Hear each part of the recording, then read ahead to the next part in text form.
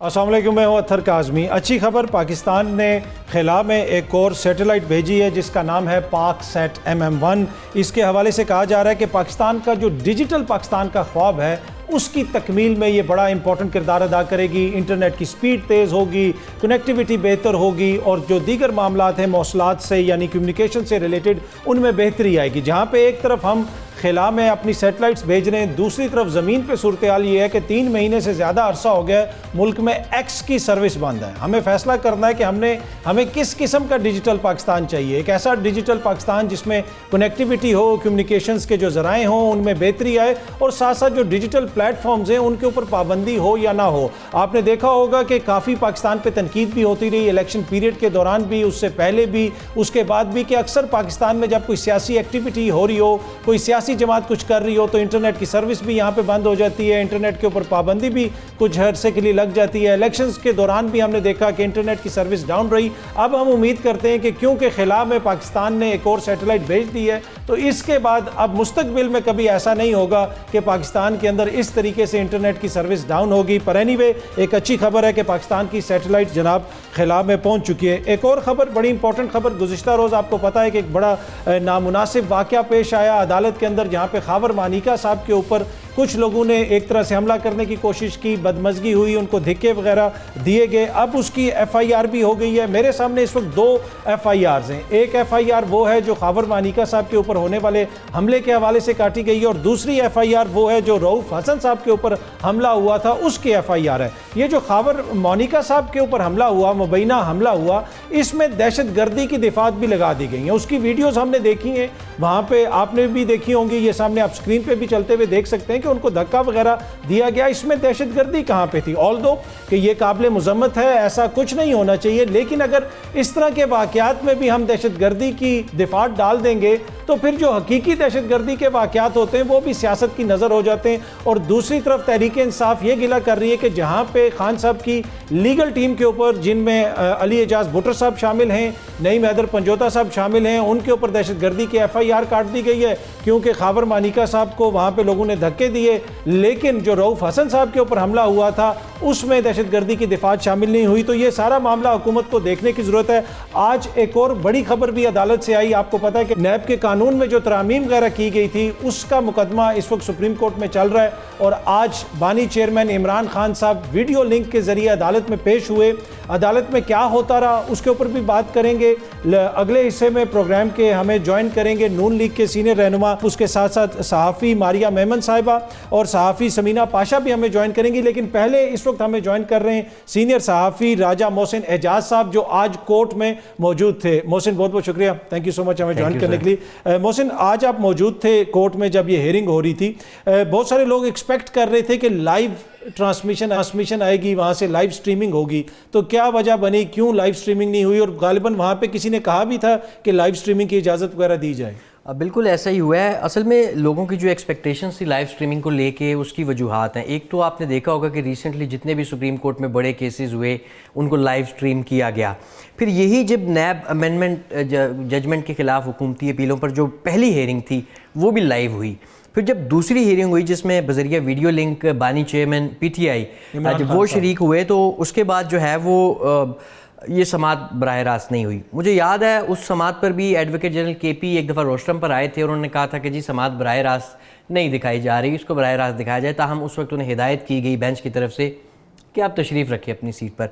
उसके बाद ये जब आज दूसरी समात हुई है बानी चेयरमैन PTI की बज़रिया वीडियो लिंक पेशी के बाद, तो इसमें एक बाकायदा CMA फ़ाइल की गई, बाकायदा दरख्वास्त फ़ाइल की गई जिसमें ये कहा गया कि ये अवामी मुफाद का मामला है, आप इसकी बराह रास्त नशरियात करें। सुप्रीम कोर्ट की जो प्रैक्टिस है रिसेंटली उसका भी हवाला दिया गया। आज जब समात का आगाज़ हुआ तो सबसे पहले हुकूमती वकील मखदूम अली खान साहब रोस्टम पर आए और उन्होंने बताया कि उन्हें तकरीबन 1 घंटा मज़ीद दलाइल के लिए चाहिए होगा। इसी दौरान जो एडवोकेट जनरल KP हैं वो भी रोस्टम पर आ गए और उन्होंने अपनी इस्तदा यही की कि इसे बराह रास्त टेलीकास्ट किया जाए और साथ ही उन्होंने अपनी CMA का हवाला दिया कि हमने इस हवाले से बाकायदा दरख्वास्त दी है। ताहम चीफ जस्टिस ने इस मौके पर यह रिमार्क्स दिए कि ये कोई अवामी मुफाद का मामला नहीं है, लिहाजा इसको बराह रास्त नहीं दिखाया जाएगा। ताहम एडवोकेट जनरल KP का ये कहना था कि यह अवामी मुफाद का मामला है क्योंकि 596 ऐसे केसेस हैं जो करप्शन के जो नैब से बाकी जगहों पर गए हैं। इसके साथ लोगों का इस मामले पर बराह रास्त इंटरेस्ट जुड़ा हुआ है, तो लिहाजा इसे बराह रास्त आप दिखाएं।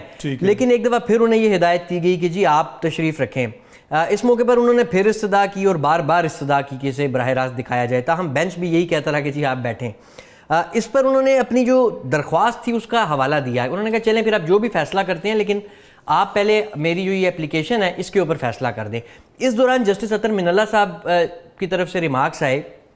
उन्होंने कहा कि जी ये बराह रास्त दिखाया जाना चाहिए ताकि कोई इम्पार्शल होने का जो है वो इस तरह का कोई मतलब तासुर ना जाए, आप इसको बराह रास्त दिखाएं। इस दौरान जब बेंच के मौजूद अरकान के आपस में मतलब इख्तिलाफ वाज़े हुआ, तो इस दौरान बेंच ने कहा कि जी हम फिर थोड़ी देर में वापस आते हैं और आके आपको बताते हैं। ठीक है।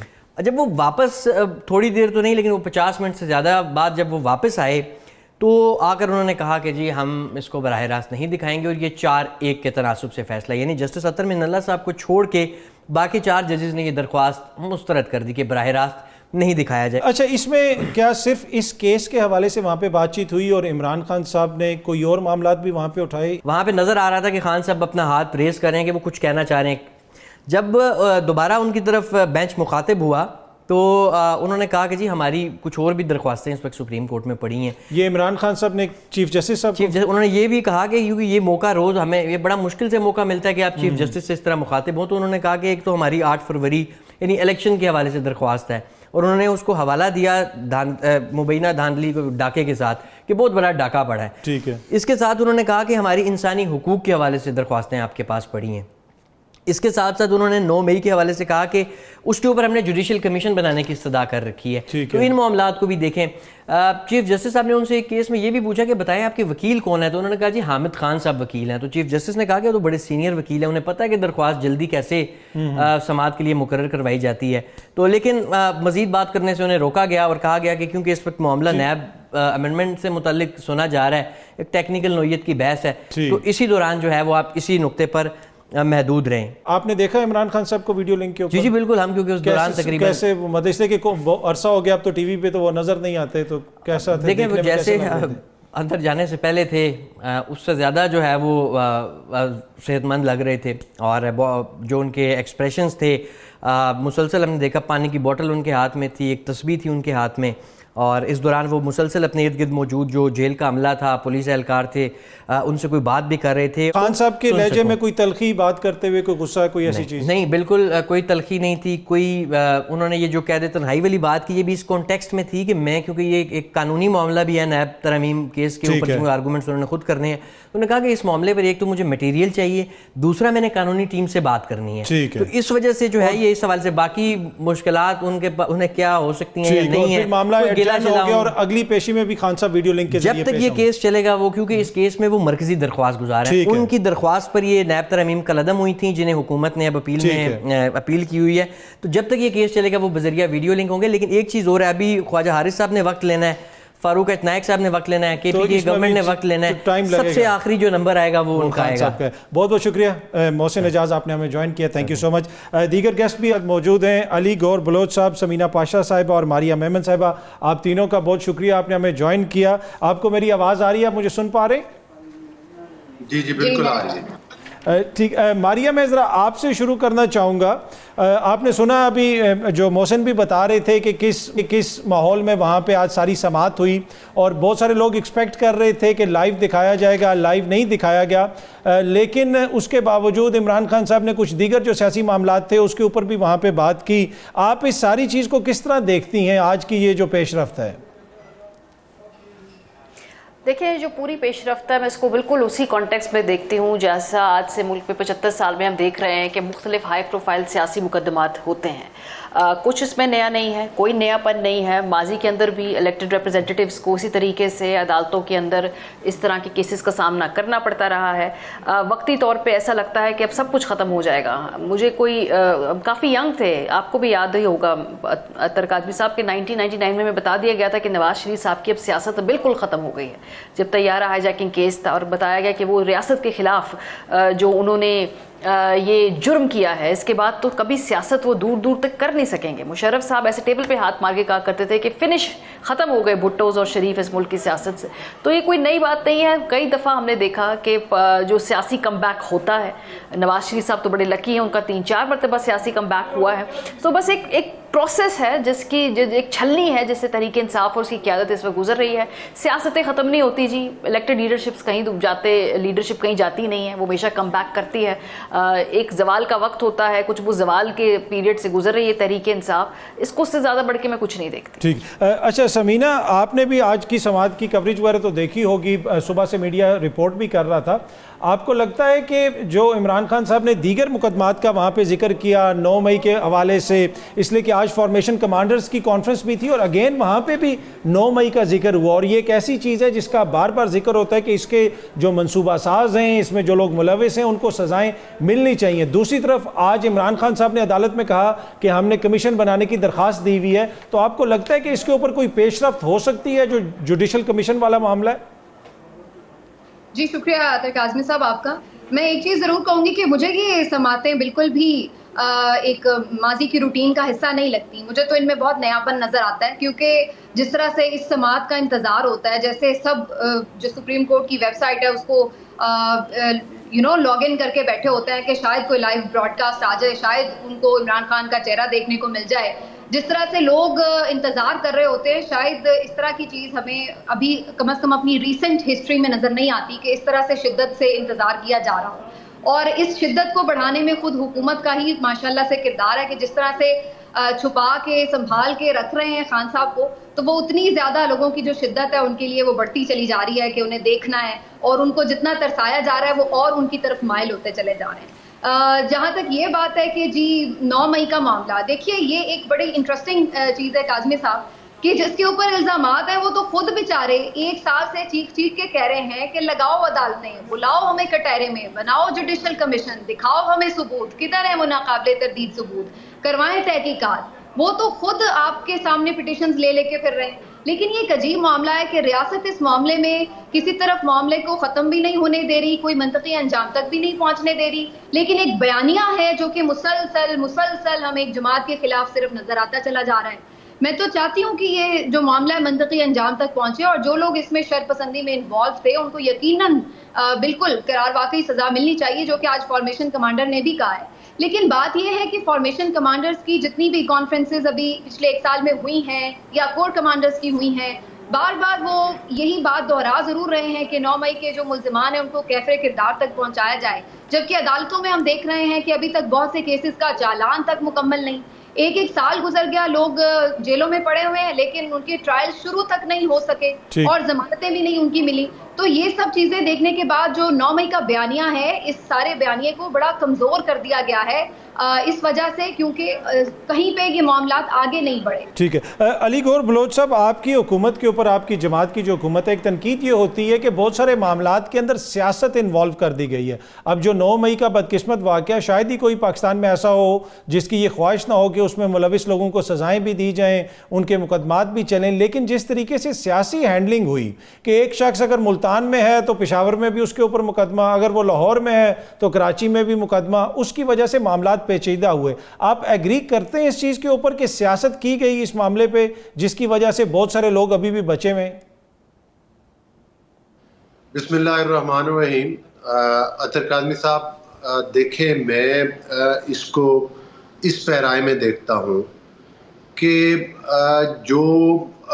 जिसको आप मिस हैंडलिंग कह रहे हैं, जिस तरह से आपको याद होगा कि राना सनाउल्लाह साहब ने बात की थी, मैं तो समझता हूँ कि कहीं ना कहीं से किसी ख़ास तरीके के साथ सहूलत कारी का जो अंसर है वो अभी तक मौजूद है।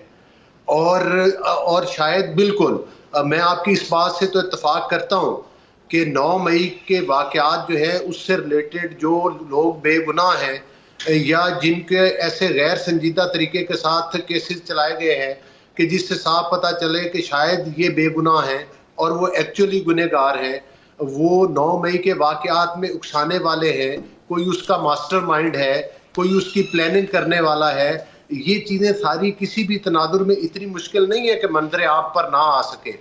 और जो मुतलका लोग हैं उनको उनके मंतकी अंजाम तक पहुंचाने में भी बहुत देर की गई है और देर हो रही है। यहाँ से महसूस होता है कि कोई ना कोई कड़ियाँ ऐसी ज़रूर हैं जो कि इस मामले को अंजाम तक नहीं पहुंचने दे रही, और वो कहीं से भी हो सकती हैं, वो इन्वेस्टिगेशन इदारों से भी हो सकती हैं, वो माजरत के साथ जुडिशरी से भी हो सकती हैं, वो दीगर कई जगहों से भी हो सकती हैं। तो इनको अगर सबसे पहली तरजीह ये होनी चाहिए कि जो 9 मई के वाक़यात हैं उनके जो किरदार है, मुझे ये बताएं। खैर मेरा तो इसलिए नहीं कि मेरा ताल्लुक PMLN से है, लेकिन मेरा कॉन्सेप्ट क्लियर है कि इसका मास्टरमाइंड कौन है। मेरा कॉन्सेप्ट क्लियर है कि इसमें कौन कौन लोग हैं, जिन लोगों की ऑडियो और वीडियोस मौजूद हैं, जो लोगों को बता रहे हैं कि आपने जाना किधर है, जो लोगों को डायरेक्शन दे रहे हैं। और हैरानगी वाली ये बात है कि एक जमात जो है वो ये क्लेम करती है कि वो इन मतलब जो दिन की रोशनी में ये सारी क़यामत सुगरा बर्पा हुई, वो कहते हैं कि इसका जुडिशल कमीशन बना लें। ये तो वाकई नहीं हुआ, इसको तो भेजने वाले PMLN के लोग थे, ये तो प्लान था, ये तो किया गया था। तो फिर इतनी अफसोसनाक सूरत हाल होगी। हाँ, आखिर में मैं अपनी बात को ख़त्म करते हुए ये ज़रूर कहूँगा, 9 मई के जो लोग बेगुनाह हैं, ठीक है, उनको बिल्कुल सजा नहीं मिलनी चाहिए, लेकिन जो इसमें मुलव्वस है, देखिए ये तो शायद ही पाकिस्तान, बिल्कुल ये शायद ही पाकिस्तान में कोई भी बंदा हो जो ये कहे कि जो इसमें मुलव्वस है उसको सजा ना मिले। लेकिन आपने सहूलतकारी की बात की और फिर अदलिया की जानिब इशारा किया। आज भी सुप्रीम कोर्ट ऑफ पाकिस्तान में जस्टिस मंदोखेल साहब ने इसके ऊपर काफ़ी नाराज़गी का इजहार किया कि हमारे हवाले से जो अल्फाज प्राइम मिनिस्टर साहब ने इस्तेमाल किए क्या वो मुनासिब हैं। अब क्या अदलिया और हुकूमत में जो तनाव है वो आगे किस तरफ जा सकता है, इस पर भी बात, दीगर मामला हैं उन पे भी बात करेंगे एक छोटी सी ब्रेक के बाद। Welcome back. अच्छा मारिया, जो आज भी अदालत में भी बात हुई, जज साहिबान ने भी उस पर रिमार्क्स दिए और काफ़ी दिनों से हम देख रहे हैं कि हुकूमत की जानिब से भी सहूलतकारी के इल्ज़ामात लगते हैं। आपको लगता है कि चीज़ें उस नहज पे पहुंच गई हैं जहां पे हुकूमत बिल्कुल खुल के इस वक्त कह रही है कि जनाब बहुत सारे ऐसे मामलात हैं जो अदालतों की वजह से हमारे लिए ख़राब हो रहे हैं, या फिर ये जितने भी इस तरह के कमेंट्स हैं इनको हमें आइसोलेशन में देखना चाहिए, मामला इतना गड़बड़ नहीं है? देखिए, आज ही मैं तकरीर देख रही थी नवाज शरीफ साहब की, जब आखिरी मरतबा 2018 में अपनी उन्होंने सदारत छोड़ी थी पार्टी की। उस वक्त उनकी तकरीर में उनका हदफ, उनका टारगेट, उनके गोल्स बहुत क्लियर थे। वो निज़ाम के अंदर से कोर्स करेक्शन चाहते थे। और कुछ अरसे बाद हमने देखा कि उन्होंने एक सिटिंग आर्मी चीफ का नाम लिया। उनकी जमात के लोग जनरल फैज़ का बार बार जिक्र करते रहे। पिछले हफ्ते जो नवाज शरीफ साहब की तकरीर हुई उसके अंदर हमने देखा कि उनकी गोल पोस्ट मुकम्मल तौर पे शिफ्ट हो गई। अब उनका विलन सिर्फ और सिर्फ इमरान खान है। ना हमने जनरल बाजवा का नाम सुना, ना हमने जनरल फैज़ का नाम सुना, और हमने जनरल ज़हीर का हल्का सा जिक्र ज़रूर सुना, लेकिन उसके अलावा हमने देखा कि तमाम की तमाम तकरीर उनकी अपने एक पॉलिटिकल मुखालिफ इमरान खान साहब जो कि जेल के अंदर बंद हैं उनके इर्द गिर्द घूम रही थी। सो अभी अगर सहूलतकारी की बात करते हैं तो आप नाम नहीं लेते, कोई एक्शनेबल स्टेप्स नहीं लेते। जो ये तमाम लोग जिनको वो अपनी डाउनफॉल का जिम्मेदार समझते थे, जिसमें बाजवा साहब थे, फैज़ साहब थे, उनका तो नाम भी अब ज़बान के ऊपर इनके नहीं आता है। सो जो सहूलतकारी कर रहे हैं, जजेस के बारे में बात की, तो जब आज अदालत में उनसे पूछा गया कि क्या आप सिटिंग जजेस के बारे में बात कर रहे हैं, तो अटॉर्नी जनरल ऑफ पाकिस्तान ने कहा हम तो सिटिंग जजेस के बारे में बात भी नहीं कर रहे। तो सहूलतकारी हो रही है, ना नाम लेना है, ना खुल के सामने आना है, पसे पर्दा अगर बयानात देने हैं, ऐसी बेबस और ऐसी मजबूर किस्म का बयानिया अगर उन्हें बनाना है तो मेरी तो समझ से बाहर है कि ये पॉलिटिक्स में किस तरफ जाना चाहते हैं। अगर सहूलतकारी हो रही है तो बताइए, खुलकर नाम लीजिए। चले अभी जो लोग बैठे उनका नाम नहीं ले सकते, ऐसा होता है, माजी में ऐसा हुआ है कि एक सर्टन सेक्टर जो था सोसाइटी का वो नाम नहीं लिया करता था, मुखालिफिन लिया करते थे। उस वक्त इमरान खान साहब जनरल बाजवा की तारीफें करते थे जब नवाज शरीफ साहब उनके खिलाफ बात करते थे। अब टेबल टर्न हो गए, चले मौजूदा का नाम ना ले, पिछले वाले सहूलतकारों के एटलीस्ट कदम तो आगे बढ़ाएं। ये धरना जो 2017 का फैज़ाबाद धरना केस की जजमेंट थी, उसमें गवर्नमेंट बनती पर खुद पटिशनर साथ अबसार आलम साहब बेचारे अकेले जाके हमने देखा अदालतों के अंदर इस मामले को परसू कर रहे थे, क्यों पीछे मुड़े वो अकेले थे। तो अब सहूलतकारी की बात कर देना एक और बात है, तो फिर आगे बढ़े, बिस्मिल्लाह करें जी। हम तो सुन रहे हैं 10-12 साल से सहूलतकारी गवर्नमेंट है जो इसमें सहूलतकारी में मुलव्वस हैं, बिल्कुल उनको बेनकाब करें, बड़ा इंपॉर्टेंट पॉइंट है। अच्छा समीना, दूसरी तरफ अगर आप तहरीक इंसाफ की सियासत को देखें, उनके सोशल मीडिया अकाउंट से बहुत सारी ऐसी चीज़ें शेयर की गई जिनके ऊपर बहुत सारे लोग एतराज़ कर सकते हैं। अब इस तरह भी कहा जा रहा है कि खुसूसन जो अपना अकाउंट है, ट्विटर अकाउंट है इमरान खान साहब का, उसके हवाले से कोई इंक्वायरी वगैरह भी शुरू हो गई है। तो ये तहरीक इंसाफ अपनी सियासत को इतने एक्सट्रीम पे क्यों लेके जा रही है? वो क्यों चाहती है कि चीज़ें उस नहज पे पहुंच जाएं जहां से फिर चीज़ों को हल करना थोड़ा मुश्किल हो जाए? काज़मी साहब, मुझे लगता है कि इस मामले में तहरीक इंसाफ तो शायद उस लेवल तक नहीं ले जाना चाहती चीज़ों को, लेकिन हाँ, एक शख्स है जिसका नाम इमरान खान है, वो अपने गोल्स के हवाले से काफ़ी क्लियर है। और खान साहब अब बिल्कुल जिस तरह से बॉलिंग कर रहे हैं, वो बिल्कुल अपनी कश्तियां जला चुके हैं। उनका माइंड बिल्कुल क्लियर है और वो किसी मफाहमत या किसी किस्म की अंडरस्टैंडिंग के लिए, कॉम्प्रोमाइज़ के लिए बिल्कुल तैयार नजर नहीं आते। जहां तक उनके अकाउंट से जो चीजें पोस्ट हो रही हैं, उसके ऊपर अगर बात करें तो इस पे काफी गुफ्तगू हो रही है कि बड़ा एग्रेसिव स्टांस जो है वो नजर आ रहा है। लेकिन मैं तो ये सोच रही थी कि जो कुछ जहां से बात शुरू हुई कि जो वीडियो उन्होंने हमीदुर रहमान कमीशन से मुतालिक बनाकर एक पोस्ट की है, तो वो तो हमीदुर रहमान कमीशन के कंटेंट्स हैं बेसिकली, जो उन्होंने सिर्फ आप कह लें कि लोगों तक पहुंचाए हैं। ये खुद से पीटीआई की तो कोई तहकीक है नहीं, या उन्होंने अपने तौर पर तो कोई जेआईटी बना के कोई इन्वेस्टिगेशन नहीं की जिसके कंटेंट्स अगर सामने आए हैं तो वो किसी को अच्छे या बुरे लग रहे हैं तो उसके ऊपर बात हो। तो ये एक कमीशन था, अगर किसी को इसकी फाइंडिंग्स पे एतराज है तो मतलब आपको कमीशन की फाइंडिंग्स पे एतराज है। ये कहना कि जी पीटीआई इस वक्त इसको क्यों बेसिकली यूज कर रही है इस रिपोर्ट को, क्या उससे अपने सियासी नैरेटिव को सपोर्ट करने में उसमें मदद मिल रही है, तो ये एग्जैक्टली वो पॉइंट है जिसके ऊपर बात हो सकती है कि एग्जैक्टली उन्हें ये उसमें समीना कहा ये जा रहा है ना कि पिक एंड चूज किया जा रहा है ना। रिपोर्ट तो बहुत बड़ी है, उसमें और भी बहुत सारे अवामिल हैं, जो बयानी इनको सूट करता है वो निकाल के बीच में से शेयर किया जा रहा है। कि हम भी सिर्फ एक ही पॉइंट ऑफ व्यू से उसको एक्सप्लेन करना चाह रहे हैं कि उस वक्त भी बेसिकली जो आपका एक अवामी मैंडेट था उसको नहीं तस्लीम किया गया, जिसकी वजह से मुल्क दो लख्त हो गया। और वो यही पॉइंट अब इसके साथ आज के हालात के साथ मवाजना करते हैं कि अभी भी ये है। बाकी इमरान खान जो शेख मुजीबुर रहमान थे उनके साथ खुद को कंपेयर नहीं कर रहे ना, वो ये समझ रहे हैं कि वो मुजीबुर रहमान की जगह खड़े हैं। लेकिन वो ये जरूर कह रहे हैं कि जो हालात हैं वो उसी तरह के हैं कि उस वक्त भी मैंडेट नहीं माना गया था। जो सिंगल पॉइंट उसमें है बेसिकली जिसको वो एलिबरेट कर रहे हैं वो ये है कि उस वक्त भी मैंडेट नहीं माना गया था, आज भी मैंडेट को तस्लीम नहीं किया गया, जिसकी वजह से अवाम के अंदर एक बेचैनी है। ठीक है। अली गौर बलोच साहब, जब भी सियासतदान अपोजिशन में होते हैं तो वो हमेशा मैंडेट की बात करते हैं, आइन की बात करते हैं। मियाँ साहब खुद हमीदुर रहमान कमीशन की बात करते रहे, शेख मुजीबुर रहमान की बात करते रहे, बांग्लादेश की बात करते रहे और बताते रहे कि किस तरीके से आइन के मुनाफी चीज़ें हुई तो बड़ा नुकसान हुआ। लेकिन जब इक़्तिदार में आते हैं तब हुक्मरानों के रवैये बिल्कुल तब्दील हो जाते हैं। तो सियासतदानों को फॉर वंस एंड ऑल फैसला करना पड़ेगा, या तो आप एक फ़ैसला कर लें कि आइन और कानून के मुताबिक चीज़ें चलेंगी, हम हुकूमत में हों या अपोजिशन में, या फिर मामलात इसी तरह चलते रहेंगे। देखिए काज़मी साहब, ज़ाहिर है आज के प्रोग्राम में ज़ाहिर है बड़े हमारी एनालिस्ट बैठी हैं और जिनका अपना ज़ाती काफ़ी तजुर्बा है अपने फील्ड में, और आप भी माशाल्लाह इसमें काफ़ी मतलब है कि एक्सपीरियंस हो गया अब आपका भी। बुनियादी तौर पर बात ये है, आपने बड़ी ठीक बात की है अगर सही बातें की जाए कि पॉलिटिशियन को इकट्ठा होना चाहिए किसी एक चीज़ पर। लेकिन यहाँ पर अफसोसनाक बात यह है कि आज भी मैं समझता हूँ कि जो नाम नहाद कानून और आइन की बात कर रहे हैं वो आइन की बात नहीं कर रहे। आज भी वो जेल में बैठे हुए भी सिर्फ और सिर्फ दोबारा उसी इक़्तिदार हासिल करने की जंग लड़ रहे हैं कि जिस इक़्तिदार से उनको एक अदम एतमाद के ज़रिए अलग किया गया था। दूसरी मेरी ये गुजारिश है कि मैं तो तवक्को करता था कि आज सुप्रीम कोर्ट में जब बानी पीटीआई को मौका मिला तो वो ये भी कहते कि मैंने एक खातून जज को धमकियां लगाई थी, हरासा किया था, वो केस भी चल रहा है, उसका फाइनल फैसला कर दिया जाए, उसमें भी सज़ा सुनाई जाए। क्योंकि हमारी पार्टी के तो 2-2, 3-3 सेनेटर्स और MNAs को 5-5 साल के लिए नाअहल किया गया था, और दूसरी तरफ तौहीन अदालत में नोटिस लिए जाते हैं लेकिन फैसले नहीं सुनाए जाते।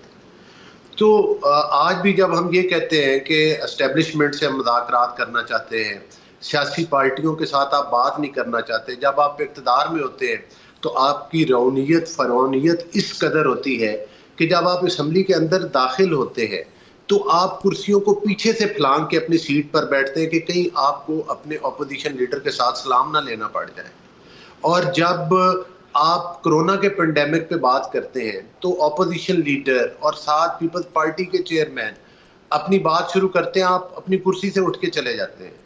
तो इन हालात में क्या समझते हैं कि ये लोग, मैं तो नहीं समझता कि ये सियासी तौर पर कोई जमहूरियत की खिदमत कर रहे हैं, कोई आइन की बालादस्ती चाहते हैं।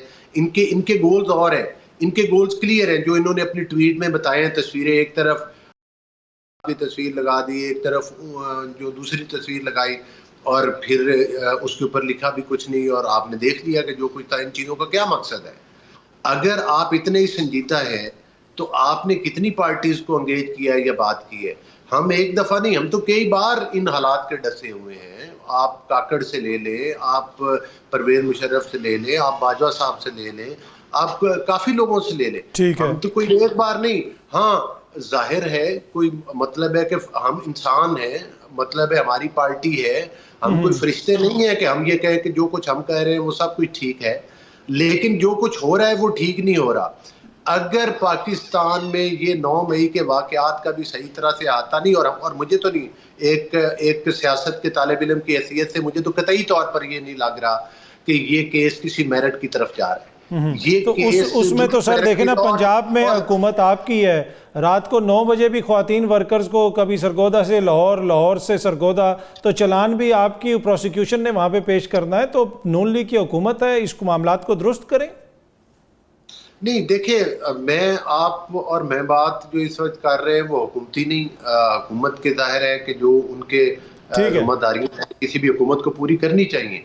लेकिन बात ये हो रही है कि जो इस तरह से नहीं है कि आप हर चीज को सिर्फ ये कह दें कि पॉपुलैरिटी है तो पॉपुलैरिटी की वजह से जो ये कादर ट्रस्ट वाला मामला है ये भी झूठ है, वो 6 कैरेट की अंगूठियां मांगने वाला भी मामला झूठ है, और भी इस तरह से झूठे हैं। नहीं, ये मादरत के साथ ऐसा नहीं है। ये सारे मामलात हैं कि यकीनन अदालतों ने इन सारे मामलात पे फैसला करना है। वक्त तो एक छोटी सी ब्रेक का, मैं वापस आता हूँ, आपके पास वक्त की थोड़ी सी कमी है, वापस आता हूँ ब्रेक के बाद। ब्रेक से वापस आएंगे तो जो गौर साहब ने बात की, बड़ी इंपॉर्टेंट बात की अली गौर बलोच साहब ने, कि एंगेजमेंट, मुज़ाकरात वो सियासतदानों से क्यों नहीं करती पाकिस्तान तहरीक इंसाफ, इस पर भी बात करेंगे एक छोटी सी ब्रेक के बाद। Welcome back. अच्छा मारिया, एक तो इस पर भी ब्रीफली कमेंट कीजिएगा कि तहरीक इंसाफ सियासतदानों से बात करने के लिए क्यों तैयार नहीं, और दूसरा ये कि आज जो खान साहब जेल में पेश हुए, उन्होंने वहाँ जेल से वीडियो लिंक के जरिए जो पेश हुए, उन्होंने 9 मई के जुडिशल कमीशन का भी जिक्र किया, 8 फरवरी के इंतखाबात का भी जिक्र कर दिया, बुनियादी इंसानी हकूक़ के हवाले से जो पटिशन पड़ी है उसका भी जिक्र कर दिया। तो 1 साल तकरीबन जेल में रहने के बाद जो उनका एटीट्यूड है और वो जो बातें कर रहे हैं, आपको लगता है कि कोई तब्दीली उनमें आई है कि या अभी भी वो उसी तरीके से अपना बयानिया बनाते हैं जिधर भी उनको मौका मिलता है? देखिए, सियासत के अंदर सब लोग गलतियां भी करते हैं, मिसकैलकुलेशंस भी होती हैं। मेरे नज़दीक इमरान खान साहब की जो सियासत है उसमें जो सबसे बड़ी अगर कोई कमी है, जिसका जो ना होता तो बेहतर होता, वो ये था कि वो अपने तमाम सियासी जमातों के साथ जो ब्रिजेस हैं उसको बर्न नहीं करते। देखिए, जो पॉलिटिकल क्लास होती है ना, वो उन्होंने बड़े मदोजज़र देखे होते हैं। 75 साल से सियासत करते हुए सबको पता होता है एक ना एक वक्त आएगा हमें मार पड़ेगी, ये सबको पता होता है। अगर कोई कहना कि हमें कभी मार नहीं पड़ेगी, ये गलत है। उनको मालूम है, उन्हें पता है कि जी आज हमारे अच्छे दिन हैं तो कल बुरे दिन भी आएंगे। तो जब आप पे बुरे दिन आते हैं ना, तो आप कहीं ना कहीं फिर आप में एक रियलाइजेशन आती है। अब तहरीक इंसाफ पे वो बुरे दिन आए हैं, होपफुली रियलाइजेशन आए। लेकिन पॉइंट ये है कि जो सियासी क्लास होती है ना, at some point of time कुछ ना कुछ उनमें रहम का, निज़ाम में गुंजाइश निकालने का, अपनी जो बरादरी के लोग हैं यानी कि दीगर सियासतदान हैं उनके साथ आगे बढ़ के चलने का मादा होता है। ये बाकियों के पास नहीं होता, और शायद ये तहरीक इंसाफ को समझ जाना चाहिए है कि जिस रहमदिली का जज्बा की वो तलाश में है वो उनको पॉलिटिकल क्लास से ही मिलेगी, वो उन्हें मुक्तदरा हलकों से नहीं मिलेगी। वहाँ पे रहमदिली का अंसर नहीं होता है, और ये तमाम सियासी जमातों ने देख लिया है। अगर मौलाना फजल रहमान साहब के साथ बात हो सकती है तो फिर बाकी सियासी जमातों के साथ भी बात हो सकती है, क्योंकि मौलाना फजल रहमान साहब केपी के अंदर बिल्कुल डायरेक्ट आइडियोलॉजिकल ओपोनेंट है उनके, लेकिन उनसे बात हो रही है। हो सकता है एक प्लेटफॉर्म के ऊपर इकट्ठे भी हो जाए। परवेज़ इलाही साहब के साथ अगर बात हो सकती है, और आज वो उनके सबसे इंपॉर्टेंट पॉलिटिकल पार्टनर हैं, तो किसी के साथ भी बात हो सकती है। क्या PMLN पीपल्स पार्टी के साथ बात नहीं करनी चाहिए? करनी चाहिए। क्या होगा? उनके पास शायद अथॉरिटी ना हो, तो क्या वो जो बातचीत होगी किसी लॉजिकल कंक्लूजन पे नहीं पहुंचेगी? ना पहुंचे, लेकिन इस पे आपके पास मॉरल सुपीरियर हाई ग्राउंड होता है। जब इलेक्शंस की डेट तय करनी थी और उस वक्त हमने देखा कि सियासतदान वो डेट तय नहीं कर पाए थे, तो उससे नुकसान किसको हुआ? निज़ाम को हुआ।